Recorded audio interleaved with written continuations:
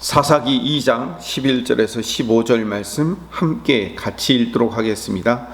이스라엘 자손이 여호와의 목전에 악을 행하여 바알들을 섬기며 애굽 땅에서 그들을 인도하여 내신 그들의 조상들의 하나님 여호와를 버리고 다른 신들 곧 그들의 주위에 있는 백성의 신들을 따라 그들에게 절하여 여호와를 진노하게 하였으되 곧 그들이 여호와를 버리고 바알과 아스타롯을 섬겼으므로 여호와께서 이스라엘에게 진노하사 노력하는 자의 손에 넘겨주사 그들이 노역을 당하게 하시며 또 주위에 있는 모든 대적의 손에 팔아 넘기심에 그들이 다시는 대적을 당하지 못하게 하였으며 그들이 어디로 가든지 여호와의 손이 그들에게 재앙을 내리시니 곧 여호와께서 말씀하신 것과 같고 여호와께서 그들에게 맹세하신 것과 같아서 그들의 괴로움이 심하였더라. 아멘. 이제 드디어 이스라엘 백성들이 고난 가운데 처하기 시작하는 장면입니다. 어제 10절부터 15절까지의 말씀은 제가 제 나름대로 제목을 잡기를 여호와를 알지 못하다라고 제목을 잡았습니다. 그리고 오늘 11절부터 15절까지의 말씀의 제목을 여호와를 버리다라고 제목을 잡았습니다. 제 나름대로 설교문 쓸 때 제목을 이렇게 잡습니다. 여호와를 알지 못하자 당연히 여호와를 버리게 되는 겁니다. 그래서 여호와를 버림으로 다른 신들을 섬기는 일이 일어나는 거죠. 하나님이 가장 싫어하는 악이 뭐예요? 십계명에서도 십계명의 제 1계명과 2계명이 사실은 뭐 같은 계명이잖아요. 그런데도 1계명과 2계명을 반복해놓은 이유가 뭐예요? 너는 나 이외에 다른 신을 섬기지 마라. 우상 섬기지 마라. 이게 십계명의 첫 번째와 두 번째 계명 아닙니까? 하나님이 가장 싫어하는 악인 거죠. 그런데 이스라엘 백성들이 여호와를 알지 못하게 되자 그 여호와 하나님을 버림으로 말미암아 나오는 자연스러운 반응, 여호와 앞에서 악을 행하는 거예요. 그 가장 큰 악이 뭐냐면 우상 숭배죠. 바알을 섬기고 아스타롯을 섬기고 하나님을 버리고 그 가나안 땅 백성들이 섬기는 신을 수입해 오는 거예요. 그래서 그 신들을 섬기게 되는 거죠. 바알과 아스타롯은 우리와 전혀 관계없는 이방신이 아니에요. 우리 곁에 있어서 하나님을 알지 못하면 언제든지 우리 중심에 들어올 수 있는 돈, 명예, 권력 같은 세상의 가치를 말하는 거예요. 그래서 이 바알과 아스타롯 같은 이 신들은 우리식으로 얘기하면 하나님을 마음의 중심에 두지 않으면 세상의 가치를 추구할 수밖에 없잖아요. 그 세상의 가치라는 것을 이스라엘 시대에는 바알, 아스타롯 이렇게 부르는 것뿐이에요. 나 우상 안 섬겨요. 나는 교회 잘 다니고 있어요. 라고 한다고 해서 우상을 안 섬기는 게 아니에요. 세상의 가치가 내 삶의 중심에 와 있으면 그 우상 숭배하는 거예요. 세상이 추구하는 목표, 세상이 추구하는 방법에 동화되어 그대로 따라가면서 입으로만 나 교회 다닌다고 예수 믿는다고 하는 것은 이스라엘 백성들과 똑같이 성막 지어놓고 하나님 섬긴다고 말을 하면서 가나안 백성들이 섬기고 있는 바알과 아스타롯 끌고 와가지고 동시에 섬기고 있는 모습은 똑같은 거죠. 왜냐하면 바알은요 재물의 신이거든요. 아스타롯은 풍요의 신이에요. 우리도 하나님이 우리 삶의 중심에 있어서 하나님이 나를 끌고 가는 거지 돈이 풍요가 나를 끌고 가는 게 아니다라고 분명히 선언해야 돼요. 그렇지 않으면 늘 재물과 풍요와 번영의 신을 섬기게 돼요. 더 나아가 교회 안에서도요 하나님의 방법이 아닌 세상 방법을 교회 안으로 끌고 들어와서 교회 안에서도 바알과 아스타롯 섬길 수 있다니까요. 이스라엘 백성들이 진영 바깥에서 섬기는 게 아니라 진영 안으로 끌고 들어오며 성막 안으로 우상을 끌고 들어올 수 있는 것, 어떻게 그럴 수 있냐고 하지만요 우리가 그럴 수 있어요. 주의 성령이 거하시는 내가 성전이잖아요. 근데 내가 나 자신을 위해서 살고 나를 자신의 목표를 위해서 살고 있다면 나도 여전히 우상 숭배하고 있는 거예요. 모든 우상의 근원은 나 자신이기 때문에 그런 거죠. 내가 풍요해지고 내가 행복해지는 것이 목표인 사람들은요, 교회라는 성전 안에서 우상을 섬기는 자가 될 수 있다는 것을 우리도 늘 주의해야 된다는 차원에서 말씀드리는 겁니다. 이스라엘이 여호와 하나님을 버린 것은요, 처음부터 야 우리 이제 하나님 안 섬겨, 하나님 이제 안 섬기고 다른 신 섬기기로 작정해 라고 결심하고 시작한 게 아니에요. 이 이스라엘 백성들이 하나님을 알지 못하고 결국 하나님을 버리게 된 원인이 어디부터 시작돼요? 사사기 1장에 뭐부터 시작되는 거예요? 가나안 사람들을 쫓아내지 못함으로 시작됐잖아요. 애초에 처음에 가나안 백성들을 쫓아내라 하는데도 불구하고 그 명령을 순종하지 않은 것에서부터 시작되는 거예요. 그래서 그들과 같이 살기 시작하니까 그들의 가치와 사고방식에 동화되어 가는 거예요. 하나님께서요, 가나안 땅에 들어가기 전부터 강조한 게 뭐냐면, 가나안 백성들을 모두 멸하고 반드시 쫓아내라고 말씀하신 이유가 여기 있었던 거예요. 가나안 백성 쫓아내지 못하면요, 그들의 사고방식에 반드시 동화될 수밖에 없기 때문에 하나님이 미리 말씀하시는 거예요. 출애굽기 23장을 가봅시다. 23절 24절 같이 읽읍시다.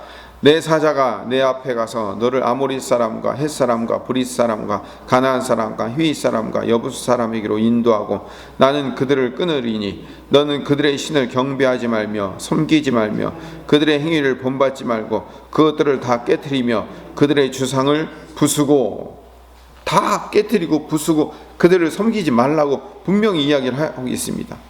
28절로 가봅시다. 내가 왕벌을 내 앞에 보내리니 그 벌이 히위 족속과 가나안 족속과 헷 족속을 내 앞에서 쫓아내리라.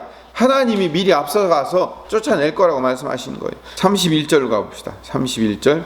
내가 내 경계를 홍해에서부터 블레셋 바다까지 광야에서부터 강까지 정하고 그 땅의 주민들을 내 손에 넘기리니 내가 그들을 내 앞에서 쫓아낼지라. 분명히 쫓아내라고 얘기했습니다. 32절 33절.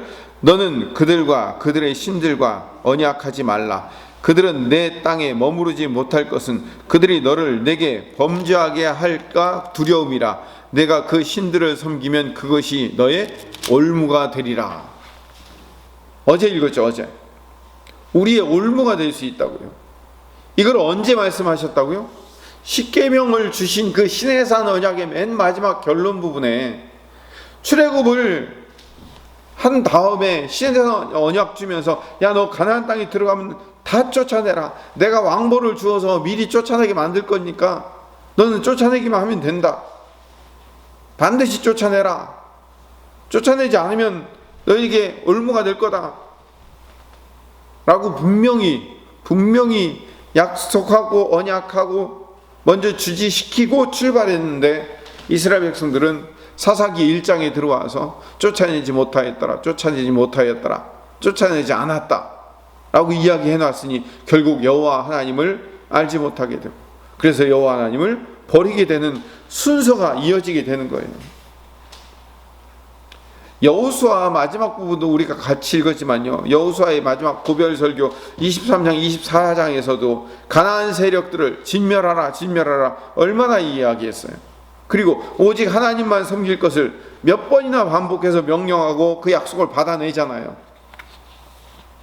그럼에도 불구하고 결국 이스라엘처럼 이렇게 여호와를 알지 못하고 여호와를 버리게 된단 말이에요.